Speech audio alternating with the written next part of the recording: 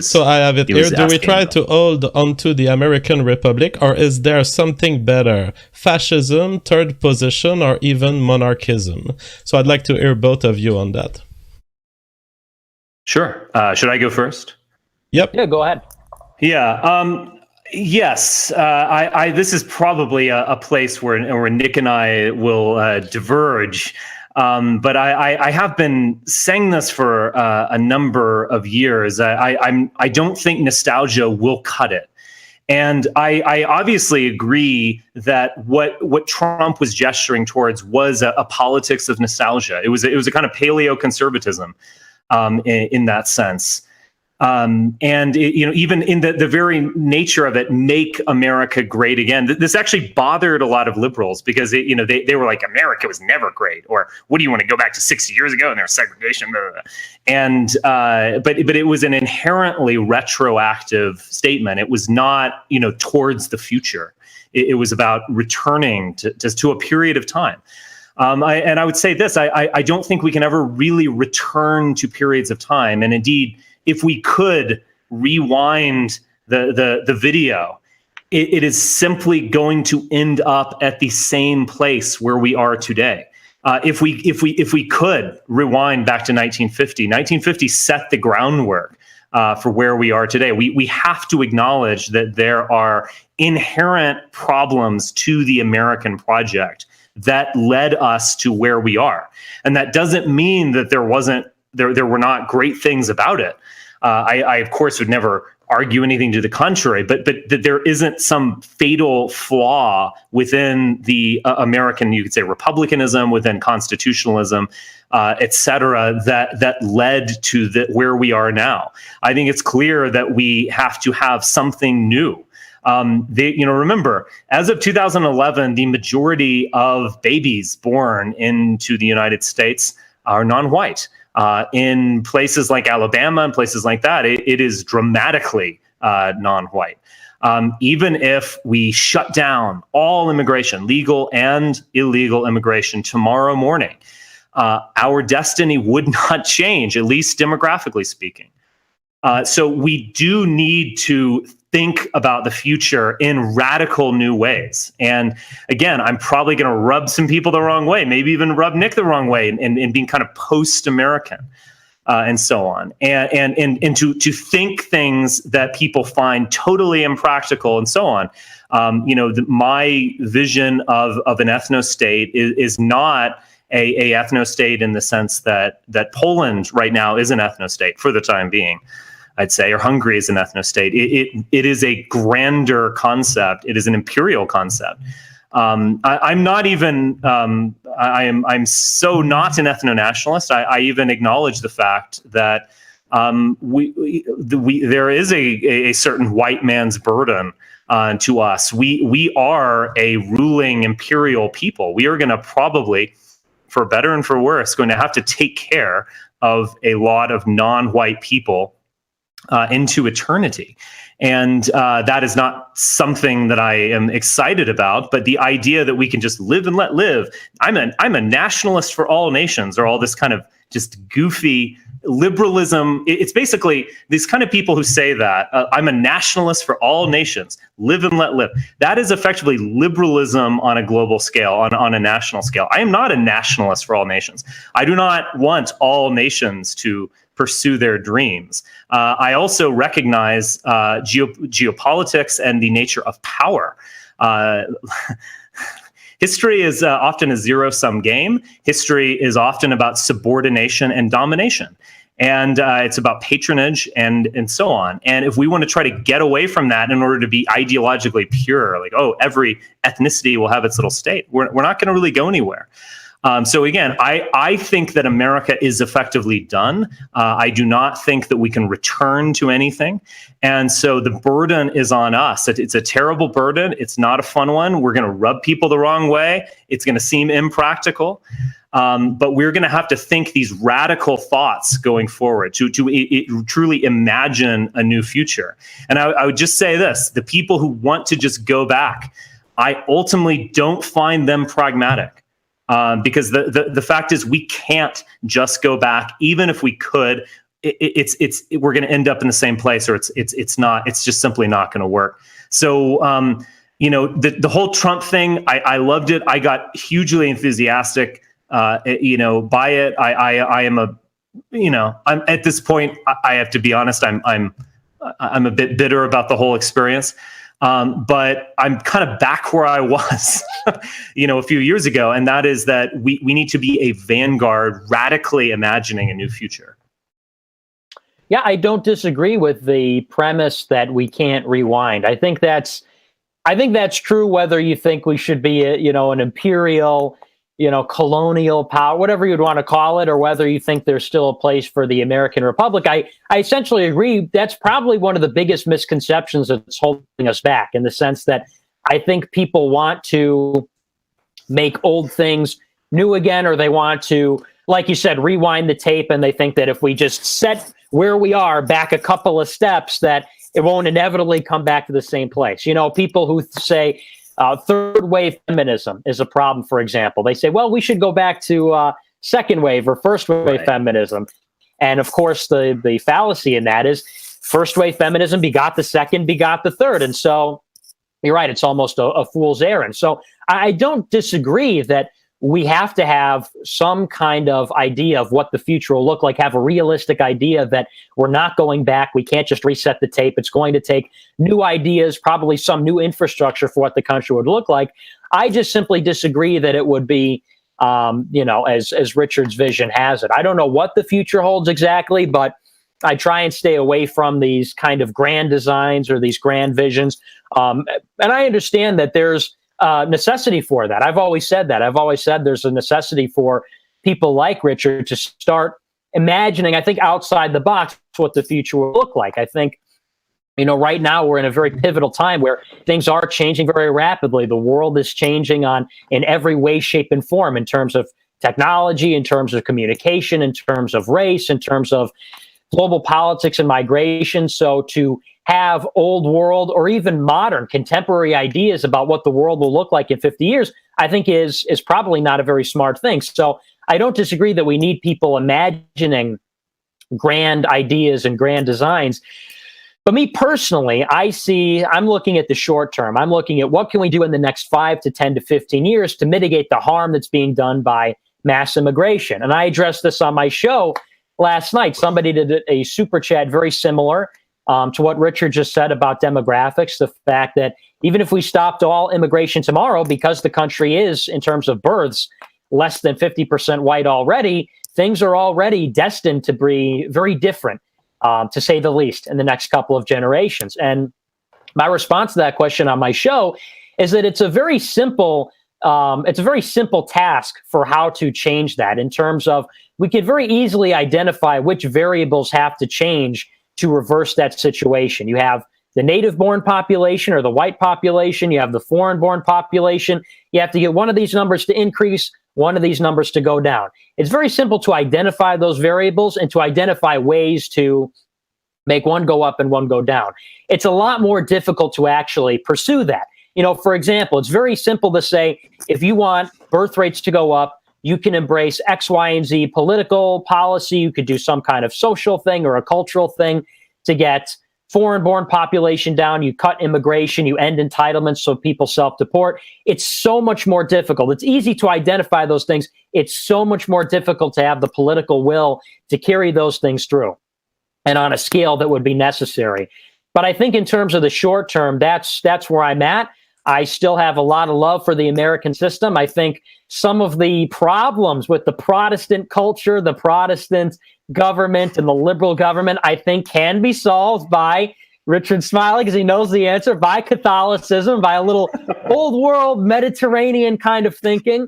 But I don't think there's really a big difference. I think me and Richard, I think there's a lot less difference than people might think. I think we both understand that the future is uncertain. Things are changing very quickly, and we can't rely on old or even contemporary kinds of thinking to forecast or think about the future. I think it's going to take a radical vision, whether that's pragmatic in the short term or visionary in the long term. We have to be thinking outside the box, not in the way that Conservative Inc. is doing. So I think there's some overlap. Maybe we disagree about how long America has to go or what the solution is, but generally we agree on the problem. I'm wondering on the... Oh, go ahead, Richard. Yeah, I would just add in, and this is something I've been thinking about recently. I need to write more on this, but we need to think seriously about what exactly is happening. What I think, the way I see it is that we are seeing something that is actually not new in terms of the political dynamic, and that is a top-bottom alliance against the middle. And so I was, again, a lot of the criticism. It's hard to. It is such a big topic. It's hard to know where to start. So forgive me, but a lot of the criticism of, say, white nationalism and so on. And I don't identify as a white nationalist, just to let that be known. But anyway, a lot of the criticism of white nationalism or even identitarianism or whatever is that, oh, look, you're not representing white people. Actually, tons of white people hate you. And, what's the problem? Look at all these rich white people. They're benefiting from the system. That is true. There are many people who benefit from the system. There are many white people who are being degraded by the system, but are still kind of alive. They're still hanging on, kind of thing. And the fact is, so we need to understand what the dynamic is. We aren't representing white people in the same way that, say, Al Sharpton represents the blacks or something like that. We are actually, so many of our enemies are white. Put aside the Jewish question, which is a difficult one, but so many of the people, none of this would be happening if tons of white people were fully on board with it. Ideologically and materially and so on. So we attack whites. We have a white problem. There's no question. And what's happening is that there is a top-bottom alliance where upper-level whites who are benefiting from the system or think they could benefit from it are aligning themselves with people of color, with immigrants, even with the global South, against the white middle class and the white working class. And so while the white middle class is still kind of limping along, the white working class is just being decimated. I mean, it's absolutely sad. But that is the dynamic. And that's why what we're doing is so difficult, because in a way, we're sticking up for the middle. Or perhaps Nick especially, but me also, is that he's sticking up for the middle. But the problem is the top does not operate in the way that conservatives and even Nick operate. Nick is talking about how are we going to win the midterms? How can we build that wall? How can we get funding from Congress? How can we do all this kind of stuff? The elite don't think that way. The elite don't give a damn about democracy. They don't give a damn about the niceties of getting stuff. They use power. They do. We talk. They act. And so we are in this terrible situation. I don't have an easy solution to it, but we are basically being crushed in a pincer-like motion from basically elite whites and their minions, the people of color, immigrants, and the global South. They are crushing the alternative elite, which is the white middle class that is not aware of itself, that doesn't understand the problem it's in, and that is basically using using legal means, using the law and elections and talking and trying to convince people of their opinions in order to achieve their goals. And we are losing. I mean, many great things happened over the past few years, so on. But look, come on, it's getting worse. Let's be honest about this. And I think I don't know. I don't know the answer to this situation. But we have to analyze it first before we can come up with a solution. We have to know what the problem is. I think a lot of the immigration problems stem from the lower class and leftist class trying to squeeze that middle class by importing immigrants and by thinking, if there's more immigrants in my country, there's going to be more people voting like me. I think there's a desire to import people who are most likely to vote for the leftist parties in several countries, at least Canada. I'm pretty sure it's the case. We are receiving many messages of support. Thank you. I will not read them all here on the show, but we really appreciate the support. Jodo, for example, says, now that's fucking based. And the Old Order says, well, never thought I would agree with Spencer so strongly. Long live the new American Imperium.